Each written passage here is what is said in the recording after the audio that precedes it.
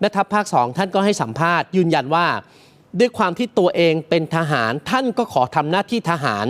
ปกป้องรักษาผืนแผ่นดินของไทยให้ปลอดภัยจากศัตรูนะครับแล้วอีก3 เดือนข้างหน้าเนี่ยพ้นจากราชการตรงนี้ไปก็จะเป็นประชาชนคนธรรมดาคนหนึ่งไม่ขอไปยุ่งเกี่ยวกับการเมืองครับว่าประเทศไทยเราปลอดภัยจากศัตรูแน่นอนเส้นเขตแดนของเราจะยังอยู่ที่พี่น้องได้ทำการเกษตรเหมือนเดิมไม่มีอะไรเปลี่ยนแปลงและผมยืนยันว่าจะอยู่กับพี่น้องประชาชนที่ไปตลอดแล้วก็ผมก็จะมีเป็นเสียงหลักเสียงไปเพื่ออยู่กับพวกเราในการที่จะดูแลประเทศชาติบ้านเมืองในส่วนที่ทำได้นะครับโดยที่ผมไม่ยุ่งกับไม่